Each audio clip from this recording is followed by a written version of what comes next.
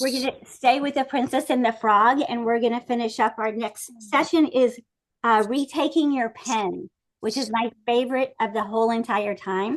But we finish up with that, and then I'm giving you this amazing handout that gives you every single solitary thing we've talked about. It's like I don't have the whole thing here, but it like looks like this, and it has like it's your cheat sheet forever. So I think that that's going to be a really fun thing. So anyway, that's for next month. This month we're working on the Princess and the Frog, and we're working on looking and exploring others' paths.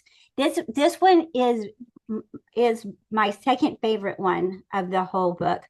And so last month we studied about looking at our own paths and try to figure out what our story was. Because remember, first we had what quote the facts are, and then we process it and turn it into a story, and then we have a feeling about it, and then we interact.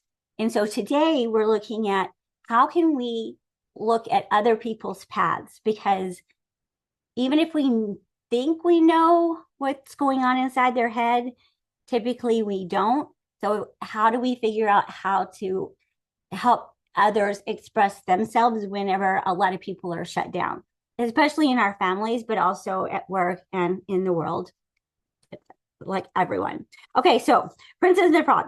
The Princess and the Frog is a modern fairy tale, and Tiana, who is a hard-working waitress who dreams of opening her own restaurant, encounters Prince Naveen, who was just so annoying at first, who has been turned into a frog by an evil voodoo magician. When Tiana kisses Naveen in an attempt to break the spell, she also transforms into a frog.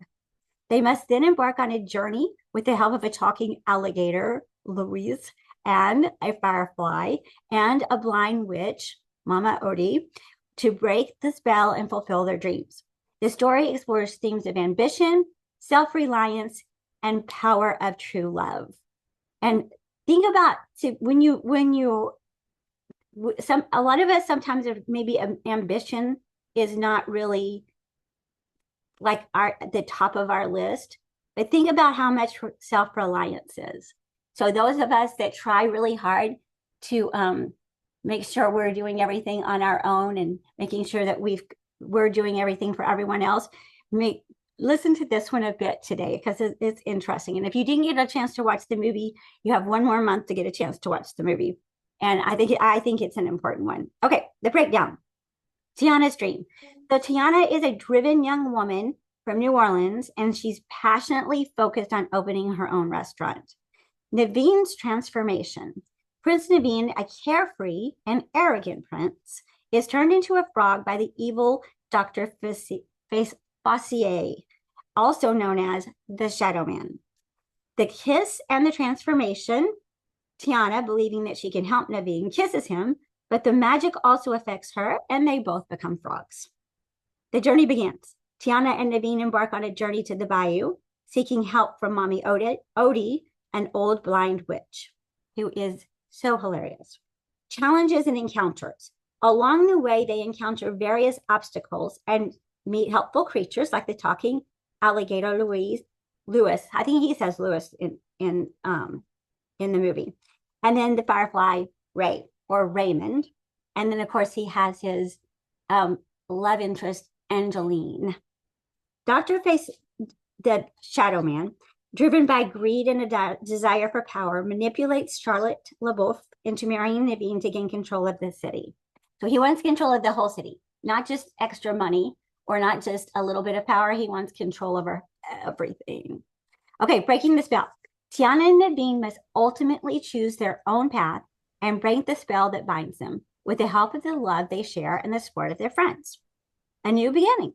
After various challenges, Tiana and Naveen are restored to their human forms and are able to open Tiana's palace, fulfilling Tiana's dream and finding true love along the way.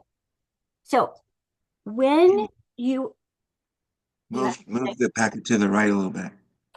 To the right a little bit. In the shadow, a little bit more. That's better. Better? Thank you. Thank you. Bye. Let me move. Okay. Let me move this up. There we go. Ah! I lost everybody. Hold on.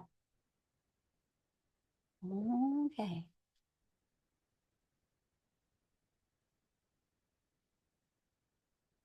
Okay, hold on. Okay, there we go. I got it. I think. Okay. Is that better? Okay, here we go. Okay. When you are at your worst, what animal might you most resemble? Think about that for just a second and jot it down when you get there. When you're at your worst, what animal might you most resemble? Hmm. I think it's Belle for me. She's really, really, really sweet, but boy, she is a booger when she is a booger. Okay, Mine's a badger. that might be a good one. That's the exact same one that came to my mind. Really? That's a real Yeah. I like that one. Yes. And they're cute before they get mean, you know? And so is Belle. She's cute. Belle looks like a badger when she gets mad. That is like those teeth. Yes. Okay. So we're thinking about this one also. What dream have you had that you might want to refocus on? Not great grammar in that question, but the sentiments true. So what dream have you had that you've put aside that you might want to refocus on?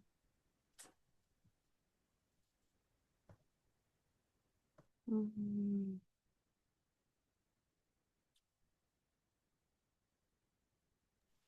I'm almost afraid to share mine because I feel like Tammy's going to hold me to it. I will. What is it? I want to get back. I want to get right before I got pregnant with Bryn. I was training for my first marathon. Oh, I was weeks away. I have my notepad right here. I Okay. know. I knew you were going to do Oh, that. Somebody's got I to hold me love to it it. though, because I won't do it. I know. And that's a hard one if you don't have someone. I love Yeah. that. Anybody else want to share there so I can hold them to it? No. That's right. You can, Megan. I believe in you. That's right. Okay. Okay. Here we go with our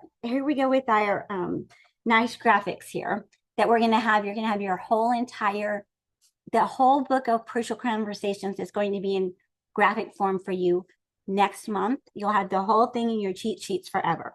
Okay, so last month we went to state your path. So that's sharing your views persuasively. The caveat to that is we have to do it in a gentle way, but persuasively. And a lot of time when we get passionate, we lose the persuasiveness and we just gain that overzealous and then it shuts people down.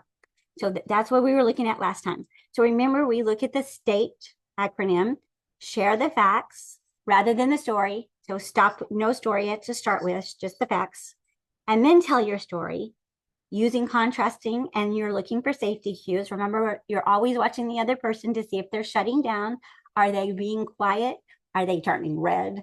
Are they looking like they're bored and not paying attention? And then the A stands for ask for others' path. Encourage them to share their facts and their stories and their feelings. And a lot of times they don't. So then you begin to talk tentatively, and then you avoid absolutes.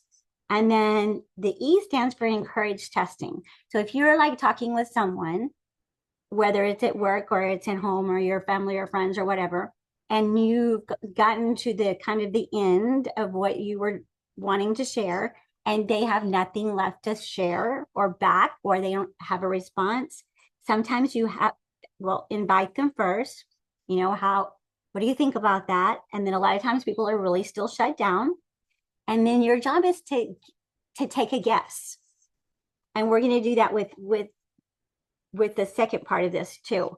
But if they're just completely shut down and they're not responding or they say they don't know, start guessing. I remember about I think it was about 10 years ago. And Dave was really, I could tell he's angry. And especially with men, anger equals depression. In today's society, with all of us, if we're angry, more than likely we're depressed. Okay, so if you ask Dave what's wrong, or if you could say where in your body do you feel it, that both things were nothing and nowhere. And so I just started saying, well, is it this, or is it that, or is it this, or is it that? And then finally I guessed part of it, and then he figured out the rest. So that's our goal with all people today. It's just not an easy time in life for people to understand where they are, because most people are just, in that fight or flight mode, and they can't stop and think what's going on in their heads. And so they shut down. And so our job is to guess. And then once you guess, okay, it's like this. Okay, so let's say you want to go out to dinner with your spouse, and your spouse goes, where do you want to go? And you go, I don't know, anywhere, you choose. And then they choose Red Lobster. And you go, oh no, I think I really want to go to On the Border. And so it's used. So the reasoning behind that is, a lot of times we don't know what we want until we know what we don't want. And so that's kind of what the theory behind the guessing is. They didn't say that in the book, but that's really what it is sometimes we don't know what we want until we know what we don't want. Okay, so now this month, we're encouraging others to share, and we use the acronym for AMP.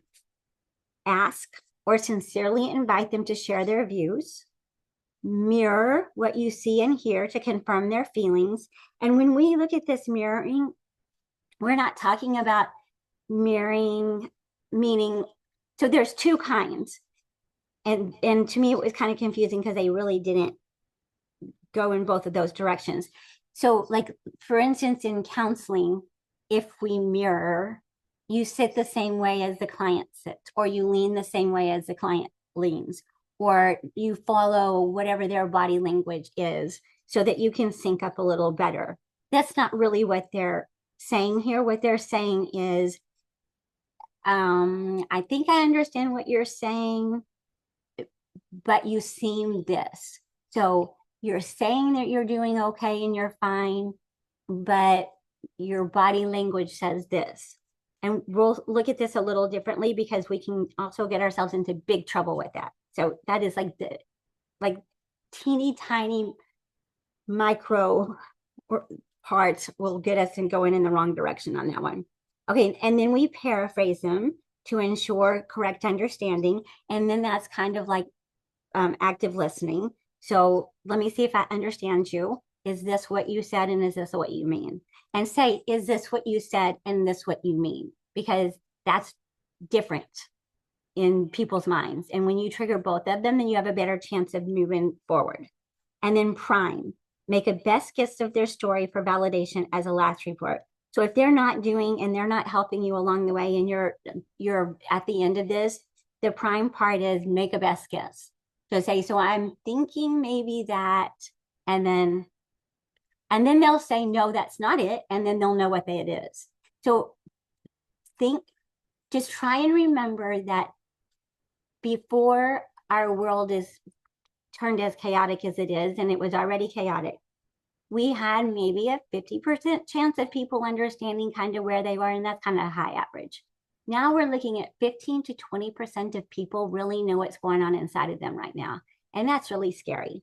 So a lot of times people act, but they don't really know what they're doing, why, or where it's coming from. Minimize disagreement. So we're using another acronym using the ABC: agree, build, and compare. And that's the best approach to sustain dialogue. Okay, so we'll get a little more into that one in a little further, but our goal is to be a really good listener and to find out where they're coming from. At the very moment when most people become furious, we need to become curious. So that's going to be my motto for like the next rest of my life.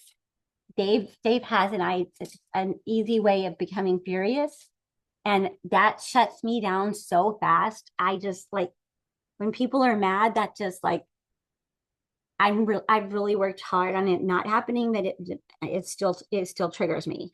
So at the very moment when people become furious, we need to become curious. Rather than responding kind, we need to wonder what's behind the ruckus. I think that's my favorite quote of the whole entire book. At the very moment when we become furious, we need to become curious. And rather respond in kind, we need to wonder what's behind the ruckus. So our goal is anyone being really upset. And I think of like, Megan, I think of like Brenly, like, you know, it's like if they can't really, children maybe have a harder time explaining what it is they want, especially, 4 and under. But adults, this is really bad. 85% of our population respond in toddler form. That's about the emotional equivalent of where they are. That's a scary statistic. I really hope it's wrong, but I'm not sure it is. And we have really examples if you just are like, if you watch the news, if you don't watch the news, good for you. But if you watch it, you can tell like in 2 seconds that 85% is probably right. Okay, so if we don't get at the source of their feelings, then we'll end up suffering the effect of their feelings.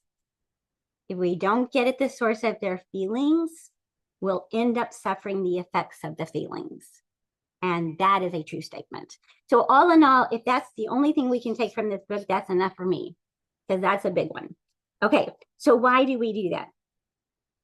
So when we're saying that only 25% of the population has emotional intelligence enough to kind of really handle themselves in really productive ways, what that really means is we have our 3 states, and it's from Freud, but they're still there. It's the id, the ego, and the superego.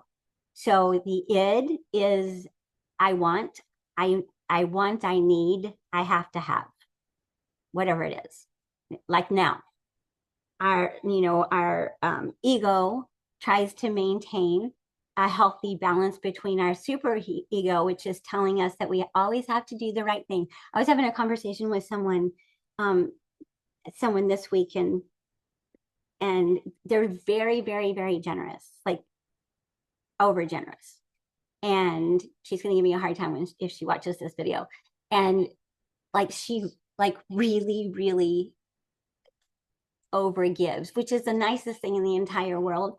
But at some point, you're pretty much given out, and it's time to set a boundary and go, not, I can't do everything for everyone, and I can't give everyone everything. So I have to find a nice, healthy balance and take care of myself and my family. And that's where we need to get there whenever one is asking for more than what we can give. Okay, more than 75% of the population has the emotional maturity of a toddler, and that's where they're responding from.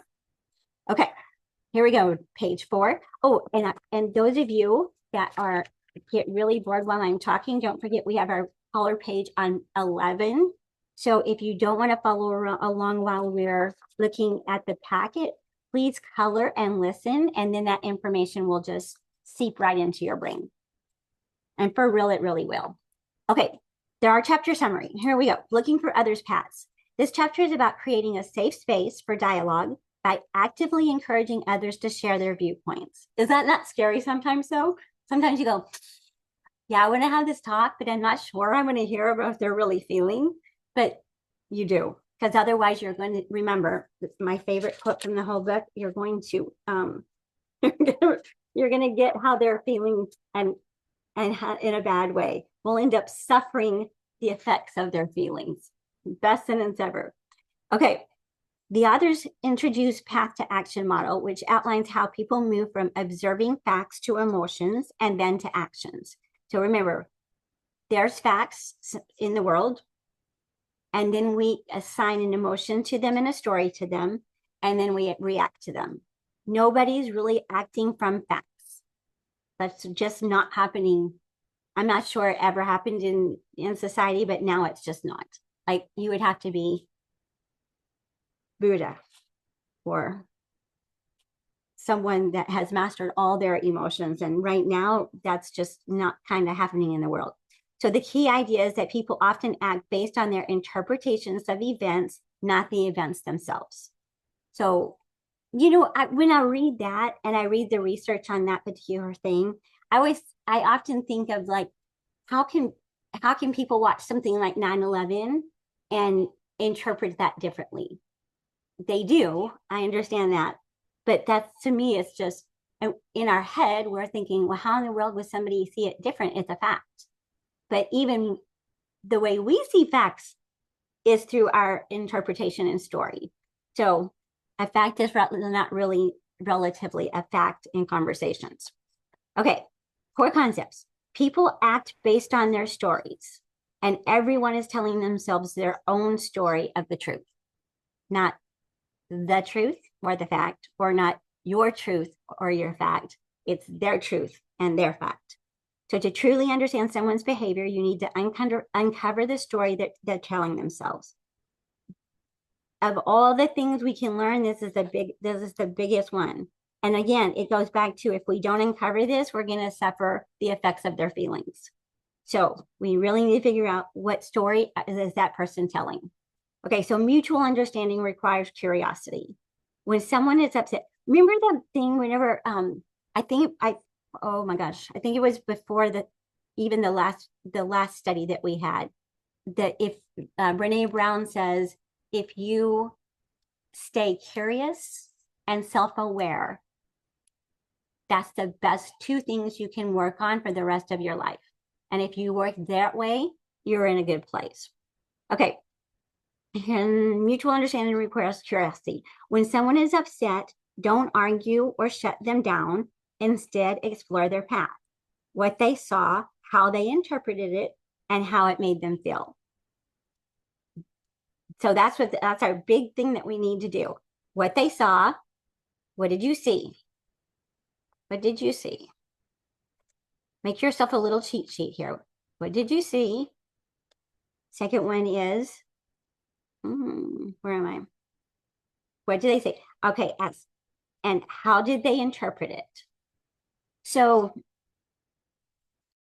ask them, what did you see? And ask them, how did you see it?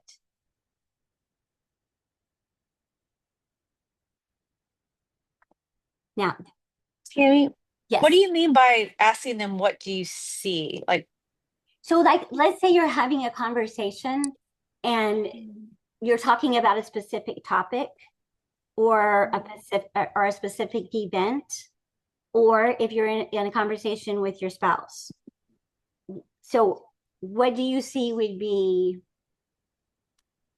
let me think of an example. I got a good one.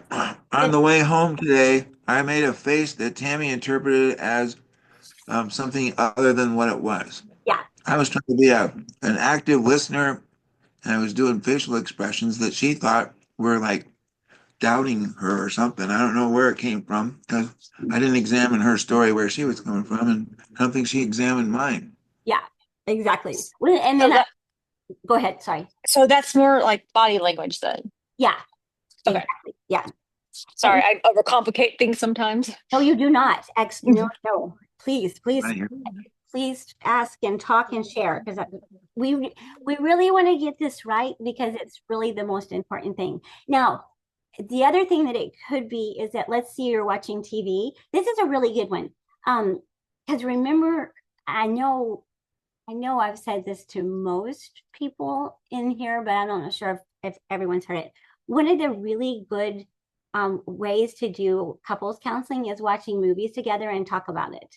It's like really effective. The research is incredible. So watching TV shows or Netflix series or whatever it is, we used to say, oh my gosh, you're like wasting your brain if you're watching TV. Now our research says, if you'll watch this show together and then you talk about it afterwards, it's like as effective as a couples counseling is if you're really talking about the show. So if you're watching a show, you can also, like, both people will have a completely different take on the situation. And that might be a way for you to say, well, what did you see? Or, how did you see it? So what did you see and how did you see it? You can mess those sentences around to fit whoever you're talking to.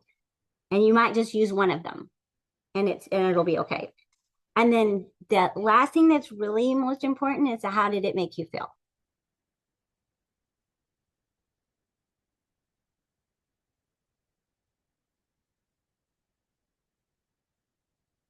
So let's just say let's say you go to a doctor appointment and you get out and you can say, how did you feel about that? And that'll take care of the whole thing. You don't even have to say, how did you see it or what did you see? You can say, how did you feel about it? But then you'll need to say, what did you hear? And what we usually do is we experience events and we don't say anything about it. And then later on, if you're in the same room and you hear someone say something, two people take completely different stories away from that. And that's where everything gets all confused and messed up. So just make sure that you hear and see the same thing and then see how they interpret it.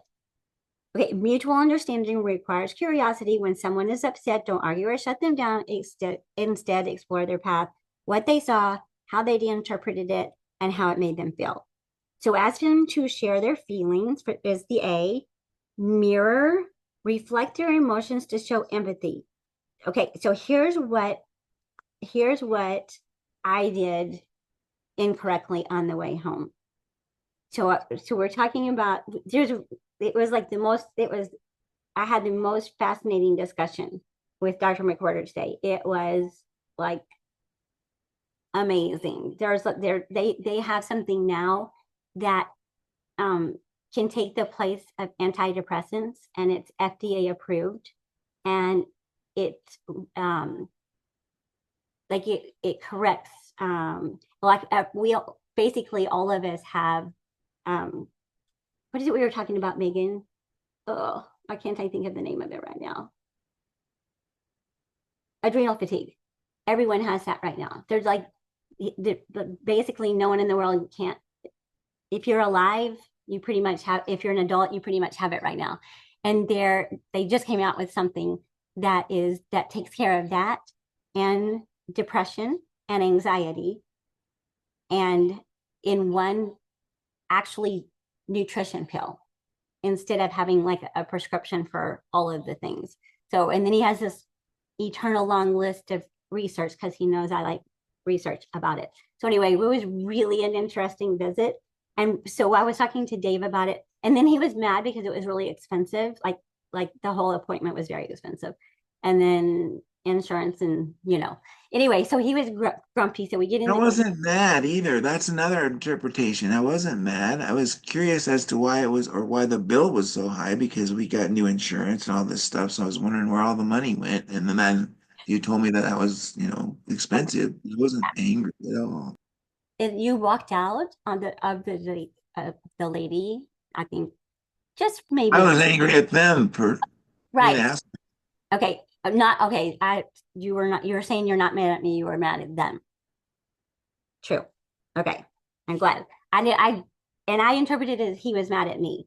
So that's on the way home. I was telling him about it, and he has this face that looked like he didn't believe what I was saying, or he didn't agree with it, or something like that. And I go, "What's that about? Why the grumpy face?" Anyway, so this is a big thing when you talk to anybody. I think it is. It's like if you're talking to teenagers, or you're talking to your spouse, or or someone at your office that you're with a lot, and you just start to think, okay, I know how they feel. I'm sure that they're feeling this kind of thing. So that's what you have to be really careful for. In our little diagram over here, when we say mirror, or mirror or paraphrase, we have to say, if they say I'm not upset, then you say you're not upset, but your face and your body language seem to say that you are. Can you help me understand that? So that's the big thing. And we don't want, remember, we don't ever want to psychoanalyze anyone, and we don't want to say, you say you're not upset, but I can tell by that breath. I can tell by that, you know, the way your posture changed. I can tell by your face. I can tell by your, and sometimes we're right and sometimes we're projecting. So just be really careful that we're trying to understand, but not attribute something until someone says, okay, you're right. Okay. Prime. If they're reluctant, offer a guess at what they might be feeling to get the conversation moving. So if someone shut down and they're not moving anyway, just say, can I make a guess? And then give it a try. And usually you're trying that hard and people will stay with you and talk to you. So priming is an act of good faith, taking risk, becoming vulnerable, and building safety in hopes that others will share their meaning. Understanding doesn't equate with agreement. That's a big one. Now that makes us feel much better. If we understand the other person, that does not mean we agree with them. All we need to do is just understand them. And then we find a way to share an agreement later on. And this was an interesting sentence. Sensitivity does not equate to acquiescence. So acquiescence is the reluctant acceptance of something without protest. So sensitivity does equate to reluctant acceptance of something without protest. So being sensitive means we accept wherever they are without protest. That's a big one. Because I want to make everybody feel better. If they're in a bad mood, I really want to work until we're not in a bad mood. But sometimes people just like to be in a bad mood. We have to be okay with that.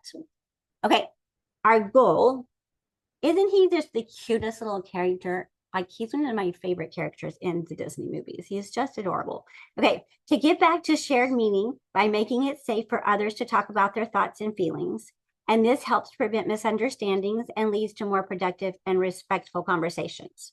So our path to action, how people move from facts to behavior.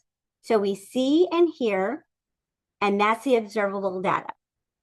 And then we tell the story in our head while we're interpreting the quote facts. And then we feel, we attribute an emotional response to it.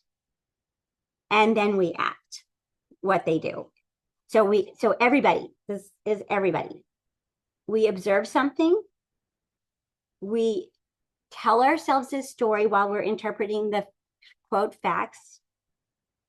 And then we have an emotional response to it. And this is all before we've even said a word. And then we act what they do. And that's cyber behavior. So in 2 seconds, all of that happens. And then we have the problems that we have. Okay, so an example. So we see in here, she walked past me without saying hi. We tell a story. She must be mad at me. We feel hurt and confused and angry. And then we act. We avoid that person, confront angrily, or withdraw. So go towards or move away from. That's another important thing too. When we're in a situation, whenever there's 2 differing opinions, which is really a lot because people have their own beliefs, try to move towards the person instead of away from the person. Our bodies and our minds tell us to move away, but if they're safe, try and move towards. And most of the time, that will take care of the whole situation. So coming home, I saw and heard that I didn't hear anything because he didn't say anything. I saw Dave's face, which usually equates to being mad. That's what I saw. I told myself a story. He must be mad at me or he doesn't agree with whatever I'm saying. And then I didn't get hurt or angry. I just was confused. I didn't know why. And then instead of asking, what is that face for? I think that's what I did say. What is that face for? And then instead of shut down and not telling the rest of the story or whatever was going on, I finished the story. That was good. I didn't avoid or withdraw, but I did attribute a feeling to him that he must not be having. So Yeah, you created your own story out of it. I did. You're right. And I do that a lot, but so does everybody. That's exactly what we do. That's a perfect example. Yep. Yay, we made ourselves a perfect example on the way home. The takeaway, if you want to understand someone's behavior, look at the story behind it. People don't act on facts. They act on the meaning they give those facts.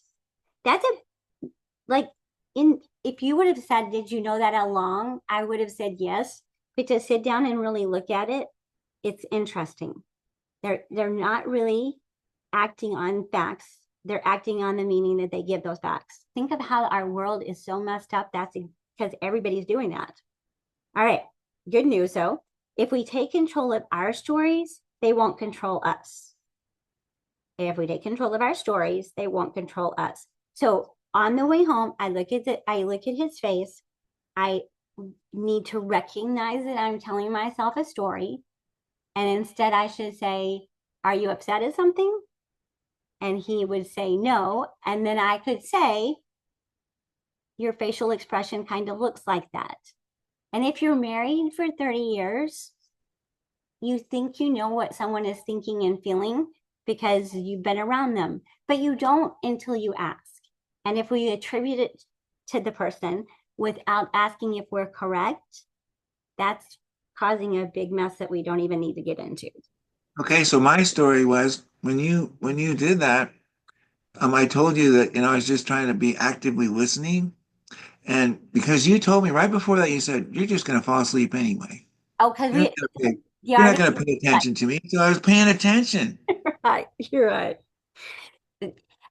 In all fairness, if Dave closes his eyes, he's asleep in like 2 seconds. I wish I had that ability, but it was like, and the Dr. McWhorter knows that I love, like, I don't believe in things unless I see the research on them, and so he gave me this like a teeny tiny print of tons of pages to read, and I'm thinking, you're right. I did say, yeah, or you're not going to read that, and in Dave's defense and his credit, he came home, sat on the couch, and read the whole thing out loud to me.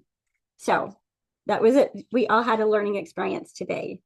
And you didn't even fall asleep once, Dave. That's like so sick. Okay. So the best dialogue is to be completely frank and completely respectful. So my counselor, whenever I was in my 20s, said you can tell anyone anything if you're firm, fair, and friendly. And sometimes we're in situations not with our loved ones, but if we're at work or whatever, firm, fair, and friendly is the friendly sometimes doesn't really jive there. So you could be firm, fair, and respectful. And as long as we keep whatever we say as firm, fair, and respectful, we're all in a good place. But that's kind of out the window in our world right now, too. Not an easy place. Okay, minimize unnecessary disagreements. So remember the ABCs of effective dialogues. This was a good wake up one for me. So agree. When you've secured a broad agreement, don't allow the small details to turn an agreement into an argument. And I would say that happens pretty often. So let's say you've decided to proceed on a project, but you can't agree on the start date. Or you agree on a vacation, but you don't really agree on where you're going to go. Or you agree to move, but you can't really agree on where or the details on it. So agree, or you agree on going on a date, but you have different opinions on what the date looks like. So human nature says if we don't agree, we shut it down. Don't do that. Just go, all right, we have an agreement. We're gonna go on vacation, we're gonna move, or we're gonna go on a date. And then build up how you're going to do those things. So the next one, the B, is build. So if you're in a broad agreement but lack specific information, reinforce the agreement and then focus on filling in the gaps. So we agreed on a vacation. Now let's narrow down where we're going to go. I would like to go here. You would like to go here. Now, one of the things that you can do with like, let's say we're going to go on a date. Let's make it like not a big deal. Okay, we're going to go on a date. We're going to go out to eat. I want Mexican food. here's what would happen. Dave loves Mexican food. I was like, I don't know, whatever it is I would like that day. And so what you do is go on a scale of 0 to 10, how much does Mexican food sound wonderful to you? And then on a scale of 1 to 10, how much does a smoothie sound good to you? Not to him, not to the other person, to you. So if you're at a 5 on whatever you're choosing and they're a 10 at whatever they're choosing, go for the 10 if you can make it work for you. So sometimes just giving it a number brings it down instead of like going, okay, then we just won't go. But that goes with pretty much everything, any kind of agreement. Okay, compare. When you're having different views, compare the stories to identify and understand the differences rather than dismiss either story as wrong. So I see it this way. Here's my story about it. You see it this way. Here's your story about it. And how can we meet in the middle, or how can we resolve the differences? Sometimes you can't resolve the difference. Sometimes it has to go one way or the other, but at least you'll know why you're agreeing or why you're completely disagreeing. Okay, explore each other's paths. Understand their point of view. Ask, invite them to share their story. Mirror, you say you're okay with this, but you seem like you're not, or I feel like you don't really agree with it. So don't say, your face tells me this, or I know you so well that I know that you're this way. So we were gonna go, you say you're okay, but you seem like you're not. You seem like you say you agree with me, but you seem a little hesitant. Can you tell me what that might be about? And they can say, I'm not, or yeah, because I really feel this. Okay, paraphrase it in your own words. Okay, so we've decided this. Here's how I heard it. Am I right? And then prime. If they don't tell their story, guess what their story is? So you get to the end, and if they're not telling their story, they have one. But here's the really scary part is most people don't know they're telling themselves their story. So that's kind of really difficult. So just keep asking how they feel about it or how they think about it. If you're talking to a guy, you're more likely to get a response if you say, tell me what you think about it. If you're talking to a woman, you get a better response if you say, tell me how you feel about it. Now, sometimes that switches up one way or the other, and it's a left-right brain kind of thing. So let me say it this way. If you're talking to someone that you know is a left brain, ask them how you think about it all the time. Try and not use the word feel because that shuts them down. If they're right brain, try to use the words, how do you feel about it? Because you ask, how do you think about it? And that shifts modes for them. And then it's disconcerting on the inside. It throws off the homeostasis. And then, so you really want to let them stay in whatever brain that they're coming from. Okay, so path to action in the movie. The characters often jump to conclusions based on their own stories, just like the model suggests. So Tiana sees and hears Prince Naveen is lazy and irresponsible, which he was lazy and irresponsible. His story is he's just another spoiled prince who doesn't understand hard work. And then he feels frustrated and dismissive. And she does. And then she resists trusting or connecting with him. That's a funny little conversation that they have. I like it. But as the movie progresses, she learns more about his path, how he lost his family fortune, his fear of being irrelevant, and his longing to find meaning. And this shifts her feelings and actions. And then she begins to relate that to her own story. And then Naveen initially sees Tiana as overly serious and inflexible. Over time, he uncovers her story, that growing up with a hardworking father, dreaming of a restaurant and the burden of responsibility that she's carried. And that understanding builds respect and affection. And then the AMP in action is, though it's not formal dialogue, the AMP spirit M spirit is alive in the way that their relationship evolves. They ask questions of each other. They mirror concern, especially when they're stuck in the bayou. That was a really good example of that. They paraphrase feelings, like when Naveen tries to articulate that Tiana deserves love and balance and not just hard work.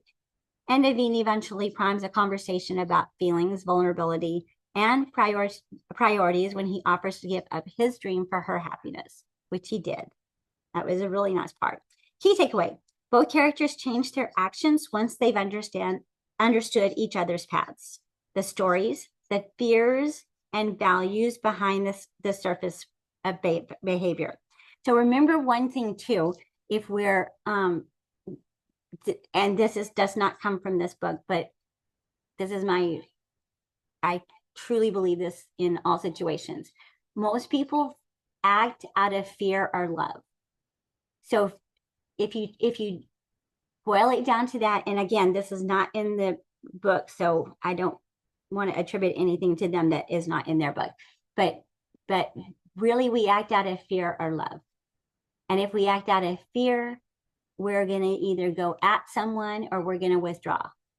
If we act out of love, we're curious and we move towards that person or the situation. So if you are watching reactions, remember that they're really only coming from those two places. And if it's fear, try and reassure them and calm them down enough to let them be able to react out of love. And it can happen in a second. So just try and quickly assess which one. And you don't want to tell them you're acting out of fear. Just say, how can I help you understand this? Or do you have questions to ask? I had a really serious conversation in session this week, and you could see that it was out of fear, and it separated both situations. And if we could just be curious, ask where they're coming from, which we did, and it was just a really it was just a real sad situation. It was going to be not a good situation no matter what, but at least they got to talk about it, and ended up walking out, and they can go take care of the catastrophe and maybe understand each other while they go through it. Okay, key takeaways: both characters change their actions once they understand each other's paths, their stories, their fears, their values behind the surface behavior. And that shift leads not only to better communication, but also to transformation and connection, which is exactly what Crucial Conversations is all about. And then my note is use this model all the time. So what if you're talking to yourself? So we're all about trying to work on and making sure that we're understanding the other person's behavior. But think about this every time you start to engage in anything. I saw or heard this. The story I tell myself is this. I feel this, and my action is this. So pick a situation, no matter what it is. It can be your spouse, it can be a coworker, it can be something about the world situation right now. It can, whatever it is. I saw or heard. I'll do my easy one today.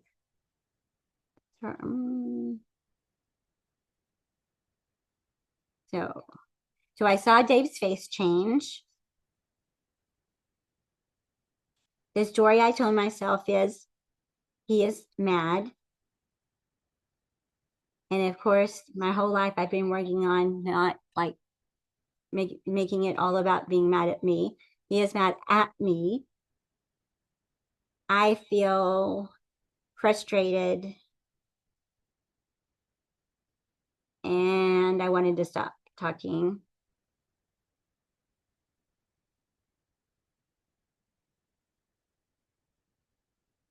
And my action, or once I understood where he was coming from, we moved right along.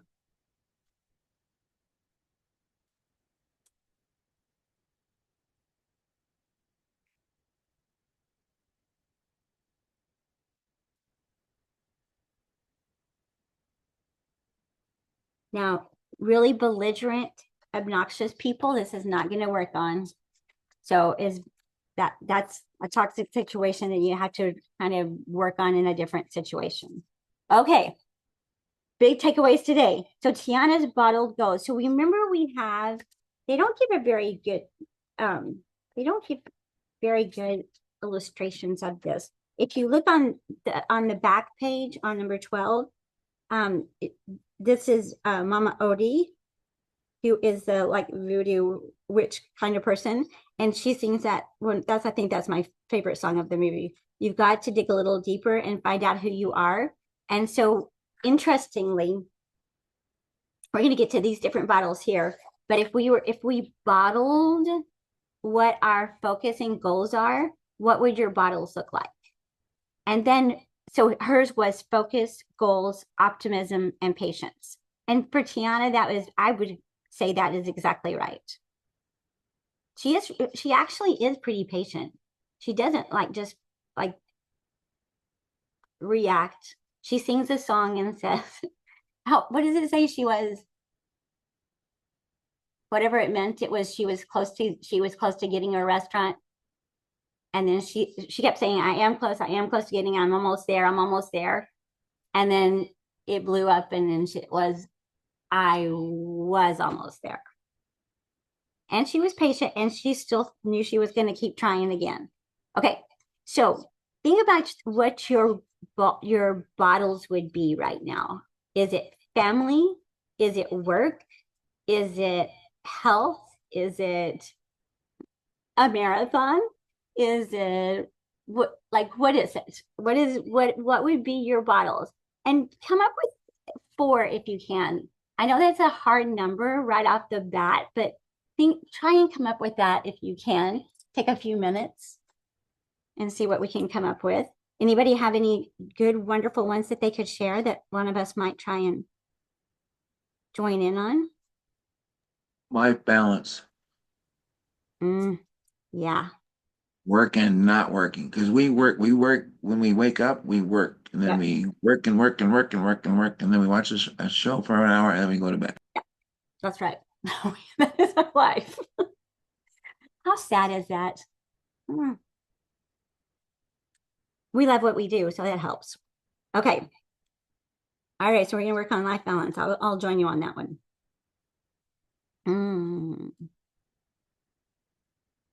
I know my big one. Is Sandy with us today? I don't believe so. I don't see her. Okay. Sandy's helping me get organized, so I'm going to put that one in one of my bottles. I'll join you with that one. Okay. What is it? The little thing that I said here, maybe ask your family what they would say about your goals and do they align? So sometimes we think we're like, so that is hers. So our goal is up here, like right behind the question, answer what it looks like. What if somebody were to know, or your spouse or someone at work, if you were to ask them what yours were, what would they say? And put those up there. They probably wouldn't say organization. And we couldn't say life balance. We have a lot to work on. Optimism is a good thing. I'm gonna put that in mind because What'd you say to put above there? What your family would say you're focused on. Oh, okay. Yeah. I know what you put for mine. Like patience, that probably wouldn't be the one I would say Dave is most working on. Goals, focus. Well, interesting one. Okay, so I'm going to work on optimism. I think for me, I think Brandon would say something along the lines of it actually probably would go along with the marathon thing because he would probably tell me I need to stop being only Brinley's mom and I need to start being Megan again. Good. I love that. Good. And I like that he would say that. That's Oh really yeah, he would 100% say that. It's just, okay. the 24 hours in the day that we've talked about before. Yes, right. Right. Exactly. Exactly. Okay, we're gonna work on that one too. Okay. Not only that's good because I have my our whole session swam then. Okay. All right. That's a good one. You know what, Megan, that's a good thing. That's a good thing for all of us to say. Not only. So put somewhere on your sheet, not only that, and answer what you're doing too much of or what you're unbalanced with. Not only, okay. I say I'm not only my mom's caregiver.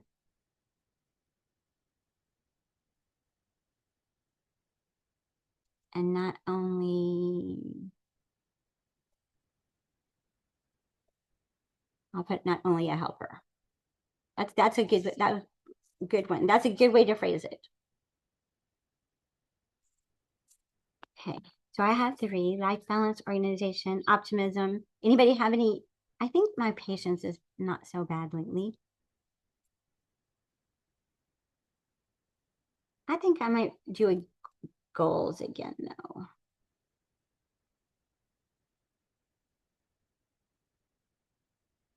I'm trying to get, how about we just try debt free? That would be lovely.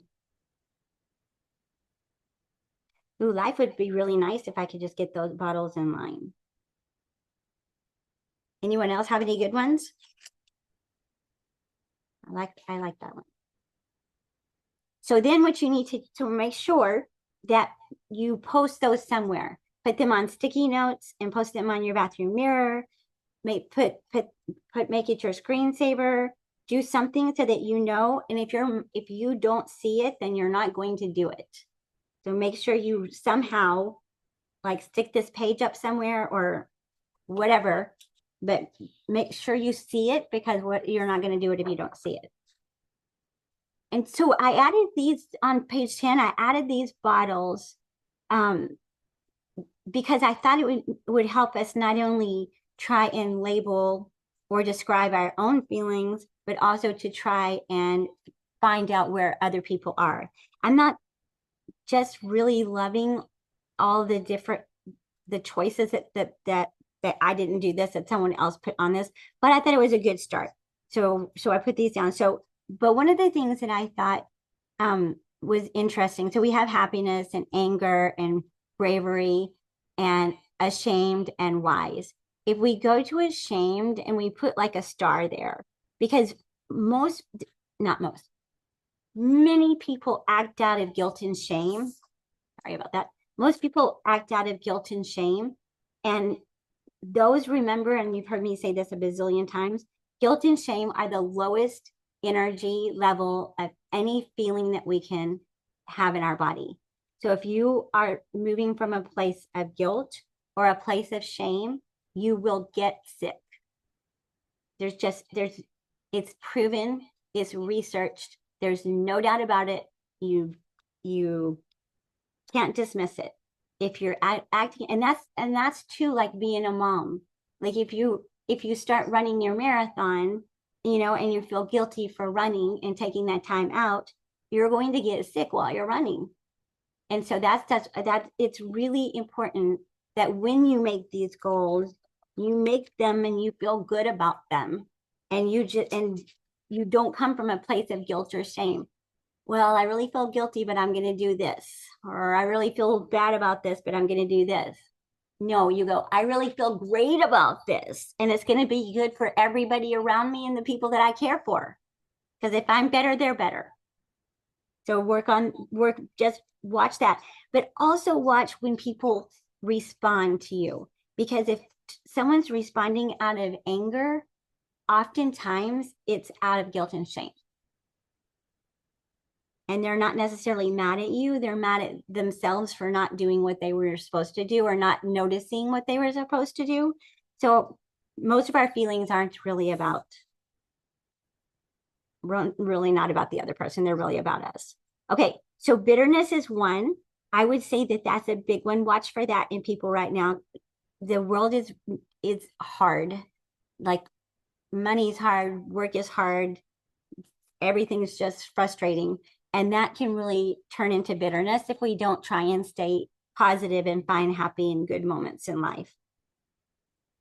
And I have no idea what she meant by calm. I I was going to ask you about that. Is that really a word? don't think so. I'm gonna look it up because I was thinking last time, I don't think that's I don't think that's a word, but if it is, I'll find out. But calmness, we really want to take big deep breaths. So on this one, I want us to write, take a breath before you respond. I've said that, I know, 9 million times, and if you were in person, you'd probably throw something at me. But take a breath, take a deep breath before you do anything. Take a deep breath before you pick up the phone. Take a deep breath before you respond to any situation. Take a big deep breath. People might think that you have asthma, but take that deep breath. It'll make the world better. In our house, it's Miss Rachel. She says to stop, take a deep breath, and make a smart choice. Oh, I like that. I know. I like She's that. not so she's not so dumb. I gotta work with. Okay, I gotta watch her. Okay, stop. Take a deep breath. And what And now? make a smart choice. I love that. And make a smart choice. How would that affect the world if everyone did that? Ah, I won't say any names. Okay, here we go. Okay. Okay, here we go. A disappointed or goofy. That's an awesome one. We can go with that one anytime. Dave acts like Goofy often. That's his like thing when he does his KJing. Disappointed. Uh, when people look sad, often they're disappointed, and I think that one's a good one to focus on.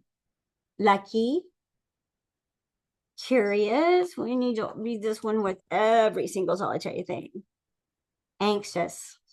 That's a feeling that it would be nicer if we could calm down.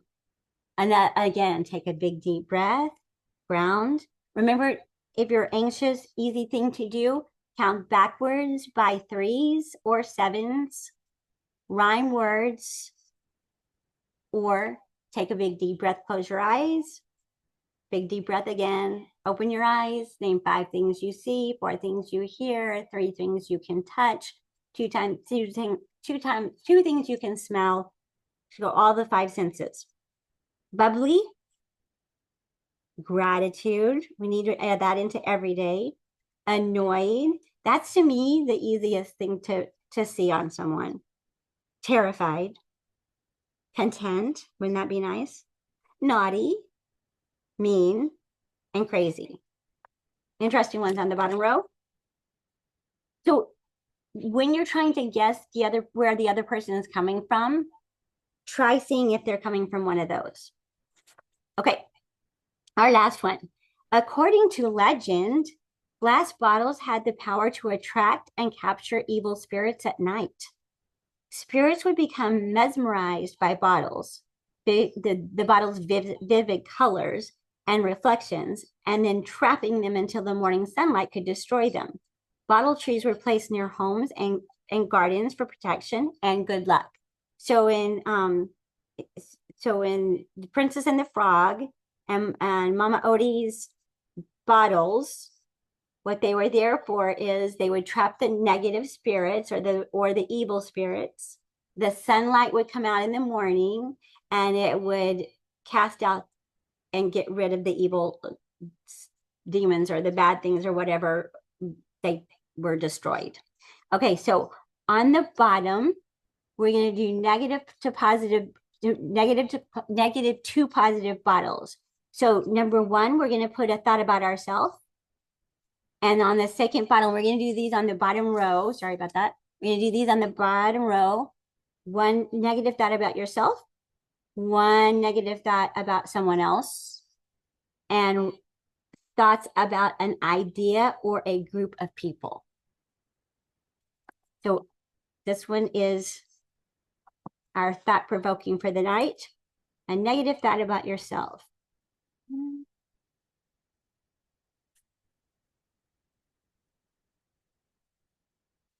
I'm just going to put a mess.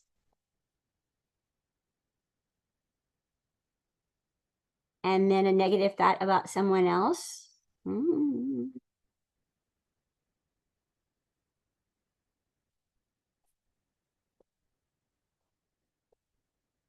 And number 3, thoughts about an idea or a group of people. So it could be a political belief, it could be a religious belief, it could be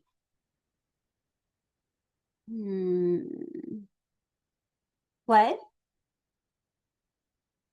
Yeah, it can be Dictatorship.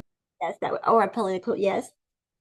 Any kind of thing that would revolve around the greater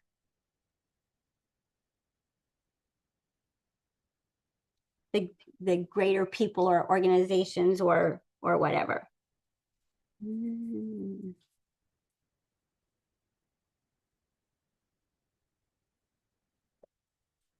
That is one of the things in the world right now. Everyone wants to be the most powerful or in charge, and there's a lot of egos out there. All right. So now we're going to go right above those, and the sunlight's going to change our beliefs or drive away the meanness or the meanness or the judgments or the goods and bads or whatever we're doing to basically harm ourselves or someone around us. So, and we're changing our negative thought about ourselves to a positive thought about ourselves. Okay, that was easier than I thought. Okay, and we're going to change the thought about someone else to a positive thought.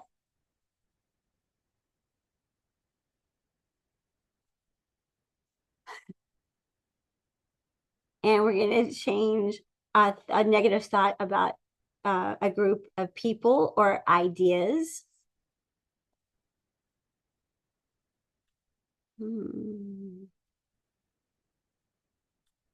That's hard. Determined.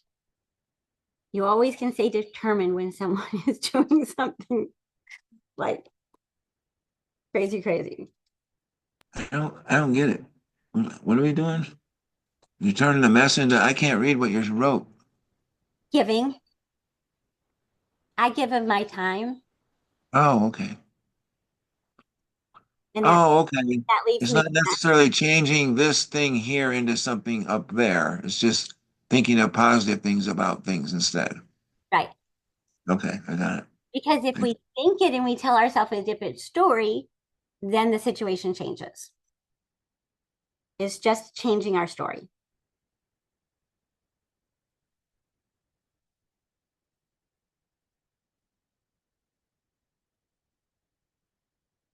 Okay, so that's our lesson for today. And our homework is to try really hard to see other people's stories. Not an easy one. And make your what's ever in your bottle, make sure that you put them where you can concentrate on them. And take a little time to color and enjoy something.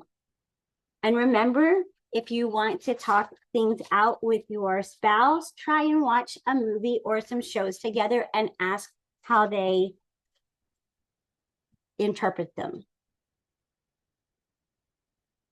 Any questions or concerns or disagreements? Anything's welcome.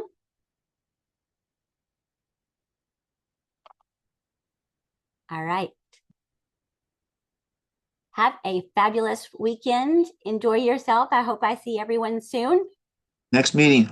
Next meeting is we're staying with the Princess and the Frog because we're taking it's called what we're doing is taking back our pen, and they don't have it in the